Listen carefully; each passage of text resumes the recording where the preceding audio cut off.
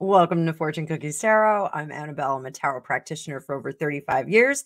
And in this video, we are going to take a look at King Charles and the new Prime Minister, Keir Starmer. So I don't know a lot about Keir Starmer. I do know that he's Labour Party, and I know that some of my friends in England were not thrilled about him getting in as Prime Minister. But let's see how that relationship's going to go. But before we do that, I don't like how King Charles looks in the pictures. Sorry, guys, but I don't like how he's looking. So I wanted to take a look at what's going on with him in general and see how he's feeling.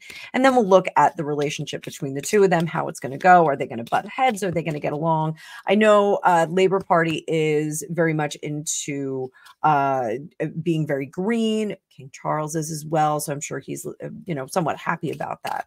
So we're going to take a look at that. But before that, if you're not subscribed already, please subscribe. I have lots of cool stuff coming out. I am currently working on my digital course. I'm recording my digital course. I'm looking to have it done or at least the 101, Tarot 101 done in the next week or so. And it'll be available for purchase. There'll be a 3-day free class that you can take. And then I'm going to be following up with specialized classes on tarot, psychic ability, all sorts of stuff. We're going to do Lenormand. We're going to talk about scrying. We're going to talk about intentional cooking a little bit later in the fall. And so I'm going to do some cooking videos. And I do think I'm going to do a magic of makeup class with my girlfriend, Kathy, who sells cosmetics. So I've got lots of stuff planned for you. I have a huge stack. I've got a lot of lesson plans and outlines drawn up. So we're just going to keep building the courses for you guys. And I hope you're really going to enjoy that. But so please like, share, and subscribe so you can follow here and find out what's going on with me. And if you'd like your own magical reading, look down below and there is a link. I have 20% off for the whole summer. So let's go. Let's bring up our card view. And the first thing we'll do is see how King Charles is doing. Like I said, I did not like how he looked in that picture. And yeah, I'm not sure if I'm finding the correct one. He looked a lot like his father, which I thought was adorable, but he looked a lot like the late Prince Philip, but I just didn't like how he looked. So let's take a look. And I'm noticing the mantelpiece. They have these gorgeous birds up there. Oh, King Charles lovers in reverse, Wheel of Fortune, Chariot in reverse, World in reverse, High Priestess, Secret Keeper. Dominant energy is the Sun, and under the surface is that Hanged Man in reverse. So if this is about the status of health and the status of how he is, I am going to double down on what I've said before. I think that William is doing a lot of heavy lifting. I think William is doing a lot of the tasks. Now, when Queen Margrethe abdicated in favor of her son, I did do a reading on that, and I saw that Charles and Camilla were both very keen on that concept of maybe retirement. Rather than having William ascend to the throne, they would retire, they would go do their own thing. And that way he would be able to assist with the transition to William becoming king. I think it's happening now. I think he is passing off a lot of, and I don't want to say like shirking responsibility. He's not skiving or anything like that. But I think he is doing a lot of support and training now for his son. Up here, the Sun card, he's going to take the big showcase positions. He's going to, of course, meet with the Prime Minister, open Parliament, those sorts of things. Not Trooping of the Color. I mean, that's his birthday, but unofficial birthday. But, any of those larger events, the visible events he's going to do. I think William is very, very busy behind the scenes. I think he is doing a lot of the business stuff. Now, William is in charge of the Duchy of Cornwall, which that in and of itself is I believe, $1 billion business. So I think he's very busy with that, but I think there are other things that he's doing. The Queen trained William well. His father is helping him understand the nuts and bolts of it. So again, I think this is a very systematic transition. I don't think that, you know, the transition from Charles to the Queen was quite as complicated as everyone thinks that it was. I think, you know, he was well prepared for the position, but I do think that he is trying to get William prepared, because William probably will ascend and not be the Prince of Wales for as long as King Charles was. So not doing as much work. The Lover's card for me often is a business card, kind of separating from work, doing those higher profile things, really functioning as a CEO rather than a president of the company, kind of letting other people come up with the ideas and scenarios and propositions. And then he's saying, yes, this will work. No, this won't. But he's having a lot of the heavy lifting done. The research, the details are all being done, likely by a team, with William more rolling up his sleeves and in those day-to-day meetings. The Wheel of Fortune, he's having good days, he's having bad days. The Chariot in reverse, he is trying to slow down, trying to maintain some level of sustainable work energy expression, because he is trying to stave off the ending. He knows that if he stresses himself out too much, that he is not going to be able to live well within what we would consider a lengthy reign. He's really trying to eliminate a lot of the stresses that a monarch would ordinarily have by handing them off to William. Is this a bad idea? Not necessarily, but we are keeping it secret, unless you're here watching this reading, because then you're finding out. Hangman in reverse. There's some theme of not learning lessons from the past, not understanding that everything is, you know, we're in a different age. There's a lot of stuff that's out front. There's a lot of stuff that people will find out. We just saw the other day, William was scooting around on his electric scooter and everyone's getting all excited about it. Were they planned pictures? Who knows? I don't know.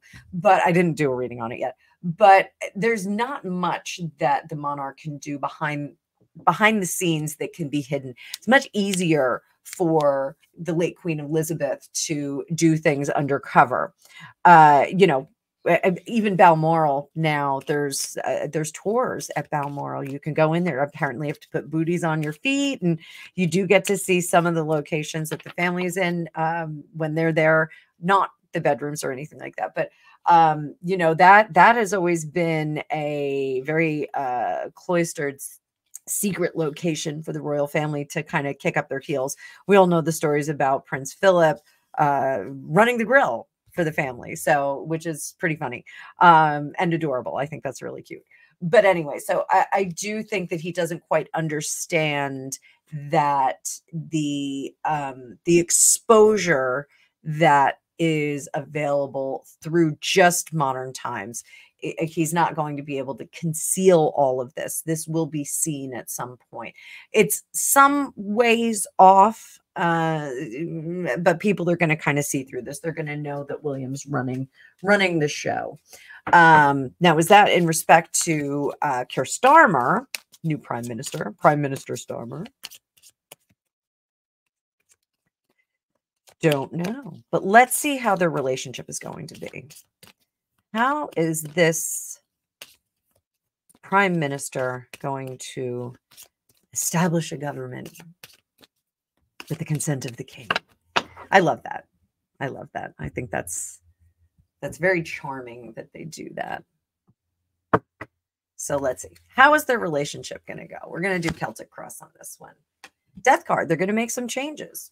But they're, you know, with the death card, don't get freaked out, because what they're going to do is make appropriate changes to move with modern times. We get what's crossing us, a little bit reckless with that Fool card in reverse. Under the surface, they really want to make some radical changes. Behind them, they're unfettered at this point with that Judgment card. They do have the ability to kind of move forward with what they want. Up top, the Magician is in reverse, so they may decide to do things that are a bit more radical, again, with that Tower card down here. And some people mistake when I say tower. Some people think I say tarot, but tower. So the Tower card at the bottom is, changes that are happening. These are things that we have to move with. Are we equipped to move with those radical changes? Not necessarily. Our Magician is in reverse. So does that mean we don't have enough pentacles? Do we not have enough information? Or pentacles would be money. Do we not have enough information? Swords. Do we not have enough drive, which would be our wands? Or are we not thinking with enough emotion with those cups? So some of those elements are missing. In my opinion, I think it's the swords. Missing some swords on this, because the idea of being radical in terms of government, in terms of green deals, in terms of things that we're going to do for the environment or for people or immigration or what have you. Sometimes we don't think all the way through. We let the emotion get in our way. We see this a lot of the time with people in relationships. They'll get very emotional. They'll get very excited about it, very happy, very angry, whatever. And they don't let those swords come to the fore and kind of drop out the emotion and think just logically about it. In their future, they will find temperance. So I'm hopeful that this lack of logic that I'm intuitively getting from that Magician being in reverse is going to become apparent, and they're going to have to deal with that. I'm just going to bring these cards down a little so you can appreciate them. They're going to have to balance that and come to more of a tempered response to the changes that they want to make. So how are people going? How do they see themselves? They see themselves as progressive and working to wrangle in the natural things that are happening. So I think that this is going to be environmental. They are really trying to guide the environment into a better place. How do others see them? Others see them as not doing it enough, not protecting it enough, not working with it enough. What are their hopes and fears? Intuitively, we get fears, the end of the world as we know it. They have fears about that. And this, I think, is more so toward the conflicts that are happening in Europe and in Eastern Europe. This, I think they're very concerned about that. They'll be focused on that portion of it. I do think that their high ticket item is the environment. They really want to push through a lot of environmental stuff. I think the next thing is immigration. And then the third thing, oddly enough, is going to be the conflicts that are in Europe and how do they respond as for like one of the leaders of the world.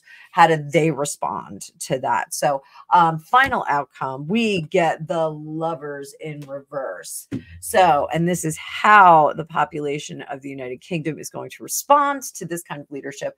I don't think that everyone is going to be on board with this. I think they're going to see a lot of funding going for different things that they're not necessarily in alignment with. So if we're talking about, green deals, immigration, foreign relations, I think the green deals, the focus of the green deals being first is going to be somewhat tricky. I think the immigration, as an American, our country's founded on immigration.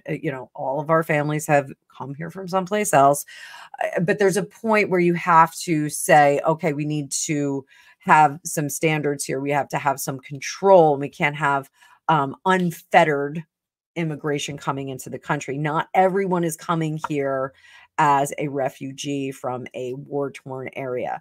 We do have to be a little bit more selective about that. And I think the United Kingdom, there's a call for that. Even my former in-laws in Scotland were talking, 15, 20 years ago about the influx of immigration there, and that they would roll on in, they would go on the dole immediately. There'd be all kinds of benefits for them. We do need to be smart about how we handle that. I'm not anti-immigration, absolutely not. But I am, you know, have my mother-in-law was an immigrant to the United States. My son's father was an immigrant to the United States. My grandfather was an immigrant to the United States. You know, I think we just have to do this in the correct fashion. It can't be rushing people through the system. We have to have jobs available and things available for them. One of the things that we're experiencing here in New Jersey, we are now seeing more crime from individuals that have come into the country, were plugged into New York at hotels and things like that. And now they're pushing those individuals out, and they're coming down here into the suburbs, into our very mellow, nice town. So, you know, we're a regular working class town, but, you know, we're starting to see an uptick of crime, some unusual individuals here. So I think it's worth noting. So, is this relationship going to be fantastic? I think they're going to get along just fine. I think they're going to do very well together. I think their goals are in alignment, even though we are not necessarily privy to all of the goals of King Charles. I think that personally, they have much, much, much more in common than we will see on the surface. I think they're going to come to an agreement. In terms of cooperative working together, I do think that they're going to work very nicely cooperatively together. So I think, you know, in terms of good leadership, yes. In terms of the important things, you know, the population, I think, is going to have some different ideas about where the focus should be going first. So I hope you enjoyed that. Again, I am not a citizen of the United Kingdom. I do have lots of friends over there. And I know some of them, are like, I don't do politics. I don't even care. So it's, you know, it is what it is, you know, change of leadership.